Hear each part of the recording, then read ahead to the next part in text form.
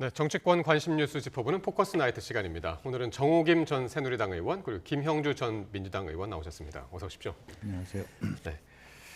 자, 앞서 전해드린 대로 국민의힘의 차기 당권 경쟁 구도가 4파전으로 윤곽이 잡혀가고 있습니다. 레이스 초반부터 유력 주자들 간의 신경전이 펼쳐지고 있는데요. 직접 듣고 말씀 나누겠습니다. 그냥 남 얘기만 하고 왔었고요. 이 출마 결심은 그와는 별개로 이걸 원활하게 당내 소통을 과 당정 협의를 끌어갈 수 있는 그러한 정치력이 필요하기 때문에 늘 줄 세우고 줄 서고 대통령실 팔거나 또는 제2의 연판장 같은 사건이 있어서는 안 된다고 생각을 합니다. 이게 지금 제2의 연판장이가 하는 생각도 듭니다. 대참패에 대해서 책임이 누가 져야 됩니까? 선거 잘 못 치렀죠. 그런데 2개월이 지났다고 다시 또 나오겠다? 이거는 한동훈의 시간이 아니라는 겁니다. 예, 아직 모습을 보이지 않는 한동훈 전 비대위원장을 제외하고 후보 3명 오늘 발언을 들어보셨는데요. 일단은 자기 얘기보다는 지금 다른 사람 얘기를 하면서 말문을 열었어요. 네, 네. 한동훈 견제론이죠. 그래서 일단 시작이 되면은 이 3인의 한동훈 후보에 대한 공격이 굉장히 드세워질 것이다. 근데 사실 당 입장에서는 별로 나쁠 것이 없는 게요. 흥행은 지금 거의 보증수표처럼 그 흥행에는 상당히 도움을 주면서 그 이재명 대표가 이제 만약에 연임을 하게 되면 상당히 그 당 전당대회가 재미없을 거라는 거는 우리가 이제 미루어 짐작할 수 있지 않겠습니까? 그래서 상당히 비교가 될 것이다. 사실은 흥행이 안 될까 봐 파리 올림픽 전날 한다는 거 아니에요? 근데 뭐 그 걱정을 굳이 할 필요도 없을 정도로 지금 상당히 재미진 그런 경선이 될 것 같습니다. 그 흥행 때문에 뭐 지도부 체제도 어떻게 뭐 바꾼다는 얘기도 처음에 했었었고 네, 그렇습니다. 비대위가 그랬었는데 어쨌든 네 분이 지금 일단은 나오기로 돼 있습니다. 그런데 또 재밌는 게 지금 한동훈, 나경원, 원희룡 이 세 분은 출마 선언을 23일 같은 날 하는데 장소도 같고 시간도 지금 상당히 비슷한 것 같아요. 네. 한동훈 비대위원장이 사실은 이제 국회 소통관에서 한다. 그 장소가 갖고 있는 의미도 오후 있다. 2시에, 오후 2시에 이렇게 박았는데 앞에 나경원, 뒤에 원희룡 이렇게 또 앞뒤로 해서 일요일 날 하는 이유가 분명히 많죠. 보통 정치인들이 일요일 많이 합니다. 월요일 날 기사화되기 위해. 그러니까 많은 사람들이 주말이 갈수록 정치 쪽 관심이 없어지는데 실제로 월요일 날 어쨌든 뭐 안면을 장식하고자 하는 부분들이 많습니다만 오늘 윤상현 의원이 하셨습니다만 어쨌든 어떻게 그것도 일종의 물타기인지 뭔지 모르겠습니다만 거기에다가 아마 이재명 대표의 사임도 그날 있을 수도 있는 겁니다. 이제 그러면서 오히려 그런 게 있기 때문에 그것은 저쪽 국민의힘 전당대회하고 무관하다는 얘기를 미리 하는 이유도 아마 그렇게 보여지고 아마 그게 이번 일요일 날이 굉장히 정치의 날 그렇게 될 수도 있을 거 아니냐는 생각이 들고요. 어쨌든 지금 결과적으로는 이렇게 후보가 4강 구도가 되면서 결선 투표제를 만들어 놓은 이유가 이제 의미가 있다. 그렇지 않았으면 원희룡 후보가 나오지 않았으면 한동훈 비대위원장이 첫 번째 말하자면 단번에 50%를 넘을 수 있는데 이제 앞으로 관심 자체가 두 가지가 될 것 같아요. 결선 투표로 가서 한동훈 의대한이라고 하는 기본 트렌드를 결과적으로 바꿀 수 있을 것이냐. 또 하나는 그동안에 나경원 의원의 스탠스가 친윤이냐 아니냐 가지고 헷갈렸는데 오늘 이야기 들어보니까 조금 비윤 쪽으로 각도를 다시 트는 것 그런 부분들이 더 재미있을 것 같습니다. 그런 얘기 이제 차근차근 해볼 텐데 일단 진짜 이번 주 일요일은 정치부 기자들은 이제 쉴 생각을 하면 안 될 것 같은 그런 생각이 드네요. 진짜 지금 말씀하신 것처럼 이재명 대표까지 사퇴 얘기를 이제 그날 해버리면 그 다음 날 조간이 어떻게 나올지도 이제 상당히 궁금한데요. 자, 원희룡 전 장관 사실 이 출마 소식 갑작스러웠잖아요. 어제 오전에 이제 막 나왔었고 속보로 이제 많이 나왔었는데 출마 선언 전날 또 윤 대통령하고 만났다는 얘기까지 나와서 그것도 상당히 화제가 됐습니다. 그런데 이제 본인은 그 대통령을 만났을 때는 남 얘기만 하고 본인 얘기는 하지 않았다. 네. 그러면서 무슨 얘기를 하냐면은 그리고 나서 전화로 예. 전대에 참여하겠다 하니까 대통령이 존중한다는 취지로 답변을 했다. 이렇게까지 굳이 설명을 하는 거 봐서는 네. 만났을 때 이미 얘기 다 된 거 아닌가라는 추측이 예. 가능할 것 같습니다. 굳이 이렇게까지 설명, 그러니까 다른 사람은 오히려 내가 윤 대통령을 뭐 전화를 하든지 소통을 해가지고 예.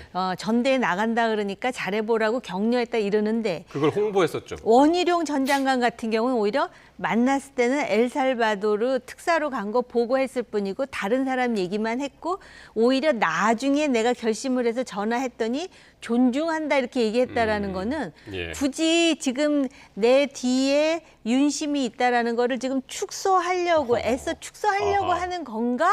예. 라고 상상하게 만드는 아마 네. 그렇게 생각한 사람 많을걸요, 저처럼. 그러니까 어제 한동훈 전 위원장이 윤 대통령하고 전화 통화를 했다는 소식이 알려지면서 아 이거를 굳이 전 기자한테 이거를 문자 메시지 이제 보냈단 말이에요. 아 일부러 알린 거구나라고 이제 어제들 해석을 했는데 이번에는 원희룡 전 장관 같은 거는 이거를 지금 일부러 축소하는 것 같다. 지금 그렇게 말씀하시는데 동의하시나요? 사실은 뭐 일부러 축소할 건 아니고 어쨌든 네. 뭐 본인이 주장한 것에 의해서도 당과 정이 한 목소리를 내야 된다라고 네. 하는 것은 축소의 의미는 아니지만 자연스럽게 부각하는 거죠. 그러니까 워딩이 다르잖아요. 대통령께서 한동훈 비대위원장한테는 잘해보라 네. 라고 굉장히 지난번에도 훌륭한 드라이하게. 정치를 할 것이다. 굉장히 네. 중립적인 네.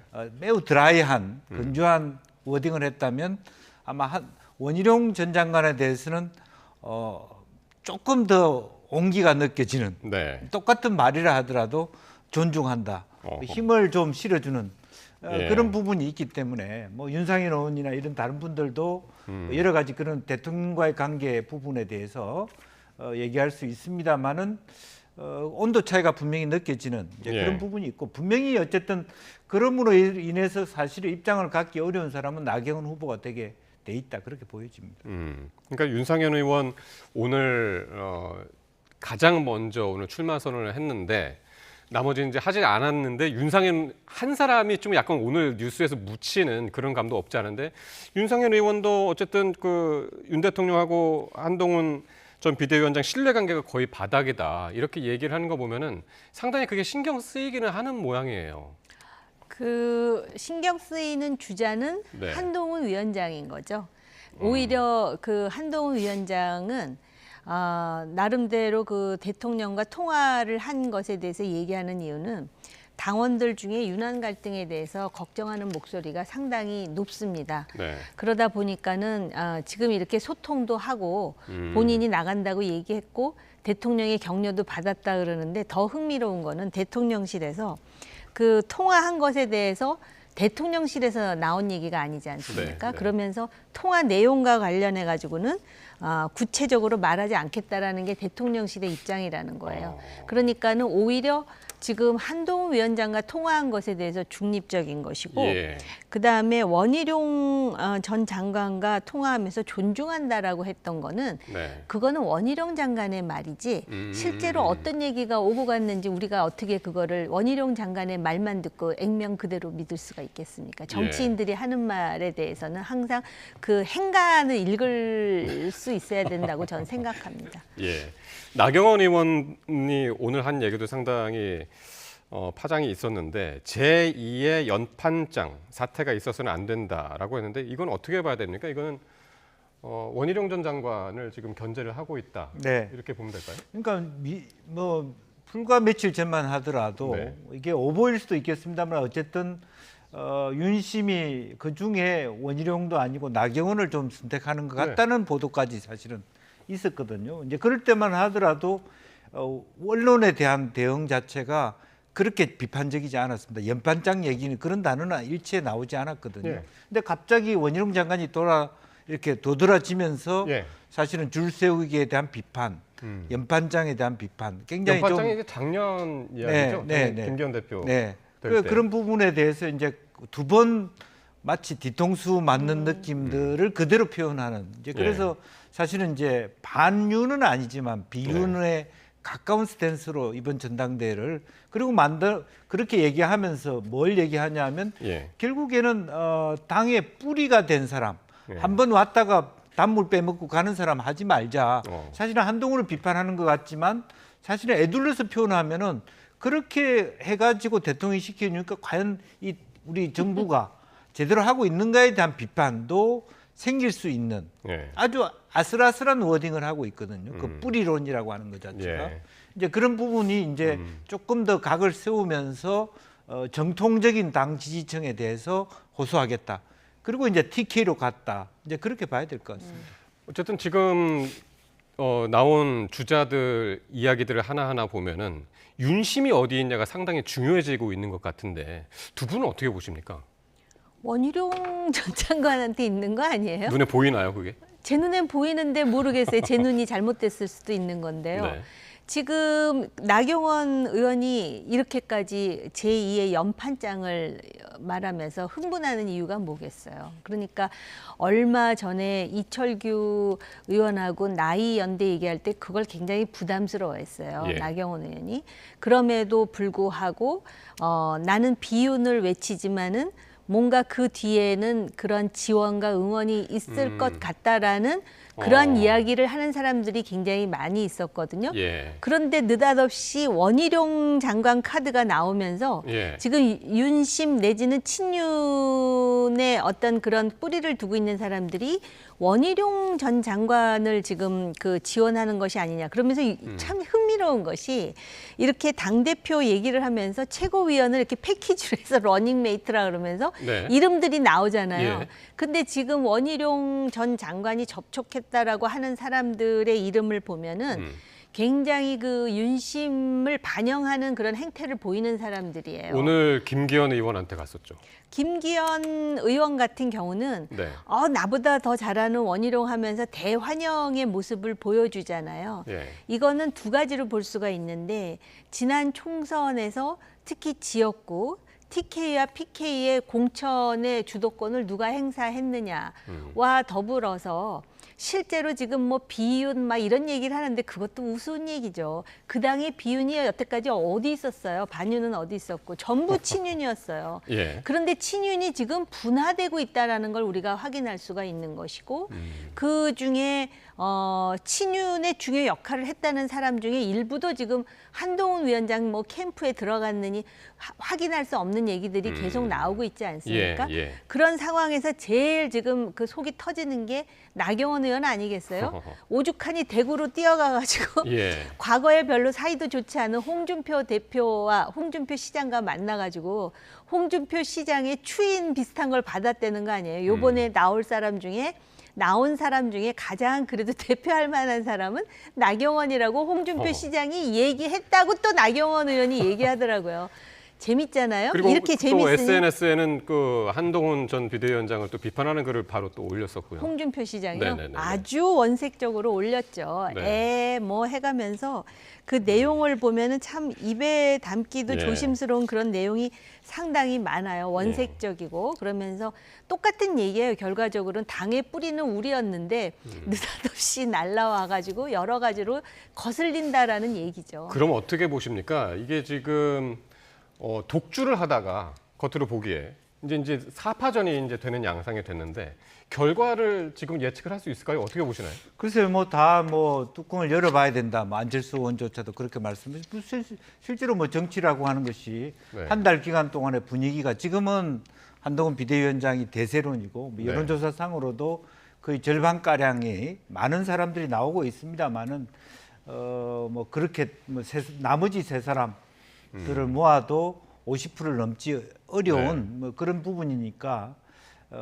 잘하면 뭐 결선 투표 없이 갈 수도 있는 부분일 텐데 이제 그거는 한번 뭐 그렇다고 뭐 그렇게 된다고 말하기는 어렵습니다. 그런 의미에서 본다라면 대통령실도 지금 원희룡 장관을 대놓고 밀 수는 없을 것이다. 왜냐하면 한동훈 비대위원장이 될 수도 있으니까요. 그랬을 때도 어쨌든 당정 관계는 이루어 가야 되는 거 아니겠습니까? 그리고 또 특히 나경원 의원도 실제로 완전히 이렇게 말하자면 벗어나지 않도록 그렇게 어쨌든 나경원과 원희룡 두 사람이 힘을 합쳐서 과반이 될 수 있는 분위기를 만들어서 결선 투표에서 한동훈을 뒤집을 수 있도록 예. 그렇게 해가는 몰이해가는 것이 대통령실의 입장이 될 것이라고 보고 예. 한 원희룡 한 개인을 집중해가지고 과연 가능할까라는 어허. 생각도 가게 됩니다. 예.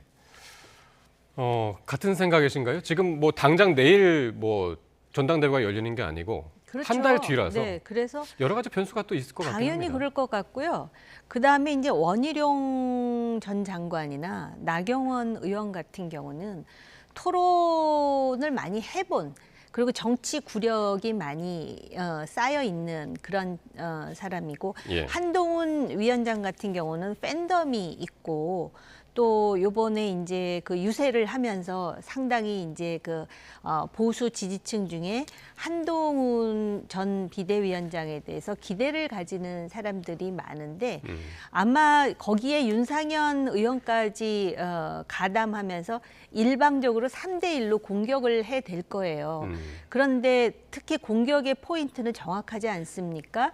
총선 패배의 책임. 물론 예. 이제 나경원 의원이나 원희룡 전 장관도 선대위의 위원장이긴 했지만 거의 원탑으로 활동을 예, 했었잖아요. 예, 그런데다가 윤한 갈등, 대통령의 임기가 3년이나 남았고 대통령의 그 국정 수행이 잘 돼야 되는데 지금 예민한 이슈들이 있잖아요. 네. 여사 문제도 있고 최혜병 문제도 있고 그거를 가지고 집중 공격을 하면서 예. 그 지지자들을 혼란스럽게 만들 가능성이 예.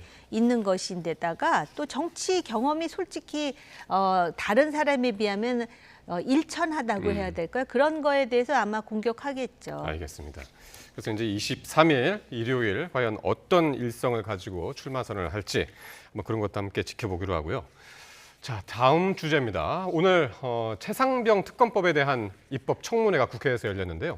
핵심 증인들의 선서 거부에서부터 시작부터 아주 고성이 오갔습니다. 당시 현장 화면 먼저 보시겠습니다. 형사소송법 제148조에 근거해서 법률상 보장된 근거에 따라서 증인 선서를 거부하였습니다. 피고발인 신분으로 특검법안의 수사대상에서도 그 고발 내용이 포함되어 있습니다. 그래서 법률상 증인 선서 및 증언을 거부할 수 있는 권리가 있다고 봅니다. 국회에서는 증언감정법에 따라 법에 저촉된다면 고발 조치하겠다는 말씀드립니다. 선서를 하고 본인에게 불리한 사실이 있으면 그때 거부해도 되는 것을 처벌 안 받으니까 거짓말 마음대로 할 수 있으니까 그렇게 하겠다? 그게 지금 공직자로서 국민 앞에 할 말입니까? 뭐 하는 겁니까 지금? 예. 자, 이종섭, 신범철, 임성근 핵심 증인 3명이 오늘 증인 선서 거부를 했고요.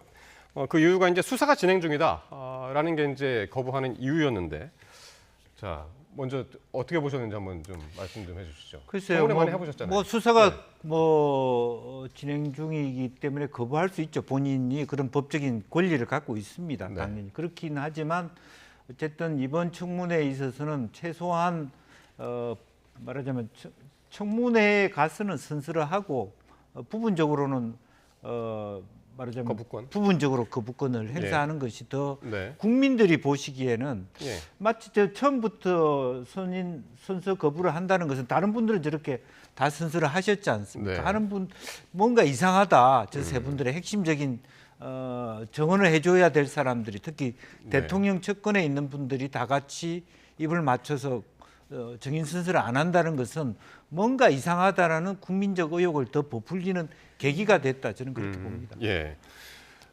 정 의원님은 오늘 좀 보셨나요, 청문회를? 네, 저도 이제 띄엄띄엄 보기는 했고요. 네. 처음에 그 선서를 거부하는 장면을 보는데 사실은 이제 출석을 안 하게 되면 처벌을 받지만 선서를 거부할 수 있는 권한은 뭐 있겠죠. 네. 그런데 네. 이것이 지금 전 국민의 관심을 받고 있는 쟁점인데다가 하필이면은 전 국방부 장관 또 차관, 그런데다가 그 임성근 사단장 세 사단장. 사람이 선서 거부를 하는 것에 대해서 과연 국민들은 어떤 시각으로 볼까? 예. 그러니까는 결국은 국회의장에서 피고발인이라는 이유로 거짓말을 해도 나중에 문제가 안 되도록 하겠다라는 의도가 있는 것 아니냐라는 예. 불필요한 지금 그 오해를 사게끔 돼 있는 데다가 그런데다가 지금 여당은 출석하지 않은 상태에서 하는 청문회인데 저거 자체가 여론에 주는 영향은 참 예. 부정적일 거라고 보여집니다. 오늘 청문회 핵심은 사실 이제 대통령실 개입 의혹을 이제 집중적으로 네. 야당 의원들이 이제 캐물었는데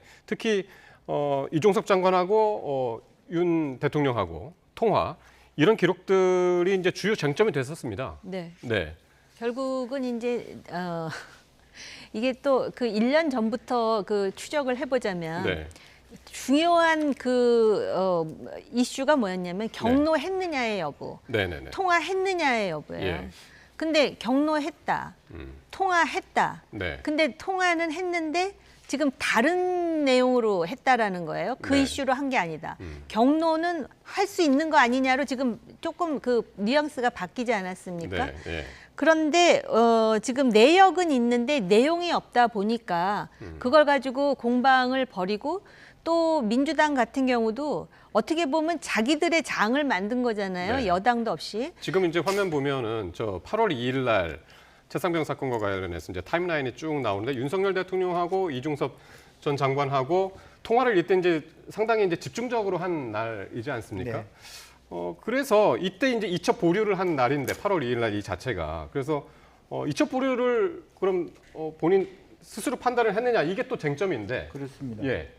뭐 그럼에도 불구하고 본인은 끝까지 대통령 지시 없었다라고 자체 판단이었다라고 네. 얘기하는데 그러면 이제 하루 전에 본인이 사인한 것은 어떤 판단이 차이가 있었느냐에 대한 네. 말하자면 정당한 소명이 있어야 되는데 그런 네. 것도 많지 않아요.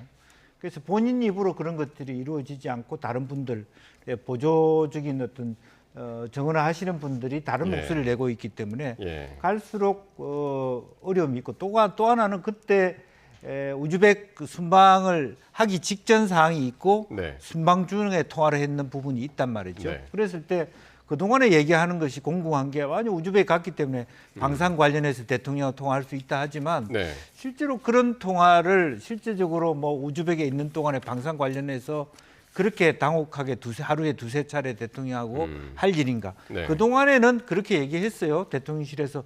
대통령이 원래 수시로 통화하시는 분이다. 장관하고 계기 없이. 그렇게 얘기할 수 있습니다만은 전체 타임라인을 설정해 놓고 봤을 때 예. 그리고 왜 뭐 경북하고 통화를 했냐면 혹은 또 말하자면 경호실장하고 통화했냐 이런 부분들이 다 여러 가지로 예.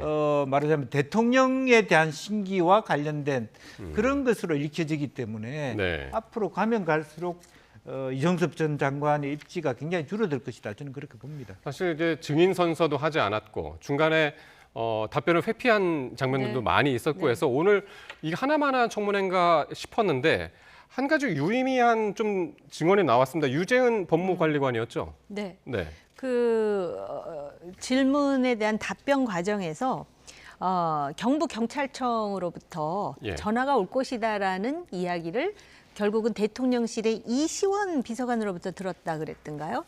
지금 네. 대충 내용을 제가 네. 기억하자면 그런 내용인데 이거 자체가 이상한 거죠. 네네네. 이거 자체가 결국은 일련의 외압이라고 볼 수 있는 부분이죠. 물론 임기훈 비서관이네요. 임기훈 네. 비서관이 예, 예, 예. 이시원 비서관이 아닌 예, 그 임기훈 국방 비서관이 비서관 전화가 것이다. 와서 그래서 경북 경북청에서 경찰청으로부터 연락이 올 것이다. 올 것이다. 네. 이거 자체가 지금 외압이라고 볼 수 있는 내용인데 이게 예. 지금 유재은 관리관의 입에서 나왔고요. 네. 또 하나 유의미한 거는 신범철 차관이 그 공방을 벌이는 과정에서 대통령과 이제 통화한 얘기를 하면서 그거 이첩에 대해서 한 게 아니냐 막 이렇게 하다 보니까 네. 차관이 제가 기억을 다시 한번 확인할 필요는 있지만 네. 그건 이첩이 아니고 회수와 관련한 것이다 하하. 이런 얘기가 나왔었어요. 그래서 어. 저도 보면서 어머 저게 그 얘기인데 회수라는 얘기를 했거든요. 어허. 다시 한번 확인을 저도 하겠지만 저는 그 장면을 못 봐서. 네, 그 예. 막 이렇게 서로 공방을 벌이면서 예. 회수 얘기가 그 차관의 입에서 나왔거든요. 어허. 근데 이제 물론 그런 이제 몇 가지 결과물이 있는데 예. 민주당이 오늘 청문회를 할 때 그 답변을 하는 사람이 수사 중인 사안이라 답변할 수 없다, 기억나지 않는다라고 말할 것이다라는 거는 이미 알고 있었어야 돼요. 그래서 어떤 식으로든 그 바로 이런 두 가지 답변이 나올 수 있는 그런 질문을 했었어야 되는데 막 의사진행 발언에서 흥분하고 또 약간 정치적인 발언 같은 거를 하면서 예. 시간을 많이 흘렸던 측면도 있죠. 예. 어떻게 보셨습니까, 김 의원님? 그러니까 좀 유의미한 오늘 청문회였다라고 네. 보시나요? 뭐 여러 가지 이것은 이 청문회 자체가 사실은 반쪽짜리 청문회밖에 안 됐고 네. 또 어느 정도 이제 정치성을 띤 청문회였다 이렇게 사실은 입법 청문회로서는 조금 뭐 완결성이 없는 그런 네. 부분이 없지 않아 있었지만 사실은 많은 단서를 준 그런 부분이 있었어요. 한계에도 불구하고. 예. 저는 올해 민주당이 뭐 이렇게 화를 내는 것도 매우 잘못된 것이지만 가장 큰 잘못을 저지른 집단은 국민의힘입니다. 네. 사실은 그게 뭐 반대 의사든 어쨌든 뭐 말하자면 같이 자리를 함으로써 여러 가지 시간을 끌든 어쨌든 그런 형태의 어떤 여당으로서 역할을 해야 되는데 네. 그냥 일방적으로 후퇴를 해버림으로써 예. 어쨌든 전체 판 자체가 민주당이 주도하는 판을 그냥 열어줬다라고 하는 부분이고 그렇죠. 아마 그런 의미에서 이정섭 전 장관이나 신범철 차관 입장에서도 굉장히 마음속으로는 섭섭한 부분도 없지 않아 있었을 것이다 그렇게 봅니다. 예, 알겠습니다. 자, 이렇게 윤 대통령하고 실무진 간 그 전화 통화가 이루어진 상황과 관련해서 오늘 박정훈 전 수사단장의 얘기가 참 많이 이제 많은 분들이 그 야당 의원들은 공감을 많이 했습니다. 참담하다 이런 심경을 밝혔었는데 직접 듣고 오겠습니다. 한 사람의 경로로 인해서 이 모든 것이 꼬이고 모든 것이 엉망진창이 되고 지금 현재 수많은 사람이 범죄자가 되었습니다. 너무나 참담하고 대명청지 이 대한민국에 어찌 이런 일이 있을 수가 있는지. 예, 그러니까 한 사람의 경로로 모든 게 꼬였다. 수사 외압의 근원은 윤 대통령이다. 이렇게 정조준을 하고 있는 거죠. 그 부분에 대해서도 제가 조금 네. 전에 이제 말씀드리려고 했는데 대통령이 경로했다는 이야기를 들었는가 그랬을 때 박정훈 대령은 참 분명히 들었다. 네. 이런 취지로 얘기를 하는데 그 화상으로 답변을 하는 김계환 사령관은 뭐라 그러냐면 수사 중인 사안이라 답변을 하기가 어렵다. 이렇게 예. 얘기를 하면 예. 듣는 사람 입장에서는 아니면 아니라고 얘기할 수 있는데 수사 중인 사안이라 답변할 수 없다 그러면 어떻게 해석을 하겠습니까? 이제 예. 그런 차원이 있고요. 이거는 뭐 중요한 여담은 아닐 수도 있지만 지금 그 박정훈 대령의 네. 그 모친이 포항 출신이라 그러더라고요. 근데 그곳에서 무슨 새마을금고 이사장을 역임했다 하던가 뭐 그런데 국민의힘 당원이래요. 네네. 그러다 보니까 이 사건이 상당히 그 어떤 그 진영으로 나눠서 생각하면 안 되는 사건임에도 불구하고 예. 이거 자체가 진영으로 나뉘어져 가지고 진실을 확인하려고 그러면 그거를 자기네 진영이 유리한가 불리한 거를 자꾸 판단하려고 그러는데 이 이슈는 이미 그런 선을 넘었다. 국민의 상당수가 진실을 알고자 한다라는 차원에서 제가 예. 말씀을 드리는 겁니다. 예. 사실 이 그 김계환 사령관하고 박정훈 대령 같은 경우는 지난번에 공수처에서인가요? 그 대질 신문을 하려고 했는데 그때 못했었잖아요. 근데 오늘은 한 그런 효과가 나타난 거죠.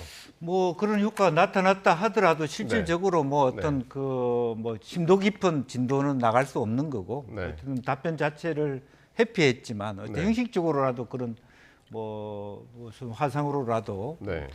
대화를 했다라고 하는 것은 의미는 있다. 네. 그렇게 보여지는 거고요. 네. 어쨌든 기본적으로는 이제 남은 문제는 네. 이제 그런 겁니다. 뭐 경로를 했는데 어떤 부분에 대한 경로였느냐 네. 이런 식으로 이제 그것은 이제 공수처라든지 다른 상위 기관에서 막 따져 물어야 될 대상이 아니냐 하는 거고 어쨌든 이번 사안 자체는 최종적으로는 대통령 쪽으로 갈 수밖에 없는 거 아닌가 네. 질문이 그렇게 보여집니다. 특히 이제 민주당에서 이거를 청문회를 밀어붙였기 때문에 이건 특검을 해야 된다. 또 이건 대통령 청문회를 해야 된다. 이제 이런 중간중간에 이제 이런 이야기를 나오는데 민주당으로서 이제 그런 효과를 오늘 톡톡히 봤다고 보십니까? 어떻게 보십니까? 민주당은 아마 그렇게 잘 말지 모릅니다. 질문의 그 아까 수준이라든지 내용과 관련해서는 제가 그 문제가 있다라는 말씀을 드렸는데요. 네. 사실은 그렇기 때문에 그 민주당 출신의 법사위원장이 좀 더 객관적이고 중립적인 그런 입장을 견지하는 게 옳지 않았나라는 생각이 듭니다. 이것도 물론 네. 개인 생각입니다만은 예. 처음에 이제 이런 얘기를 합니다. 박정훈 대령과 그다음에 이종섭 전 국방부 장관 간의 사건의 개요에 대해서 10분간 설명하라고 합니다. 그런데 네. 박정훈 대령은 자기가 워낙 그게 사무쳐 있고 네, 오랫동안 네, 네. 준비한 거니까 얘기를 하는데 이종섭 전 장관이 무슨 얘기를 하냐면 저는 사실 오늘 이런 통고를 오늘 오전에 받아서 지금 두서없이 정리를 해서 합니다. 네. 이렇게 얘기를 하더라고요. 네, 네. 그러다 보면 사람들 입장에서는 그러면 혹시 박정훈 수사단장에게는 미리 얘기를 하고 이종섭 장관은 오늘 아침에 얘기를 해줬나 그런 오해를 예, 받기가 참 예. 쉬운데다가 그다음에 그 뭐라 그럴까 답변이 만족스럽지 않거나 네. 그러면은 10분간 나가 있으라고 그렇게 얘기를 하는데 네, 네, 네. 이거 자체가 상당히 그 희화화하는 측면이 있다라는 말씀을 드리지 않을 수가 없고요. 그다음에 아무리 못마땅해도 임성근 그 사단장 있잖아요.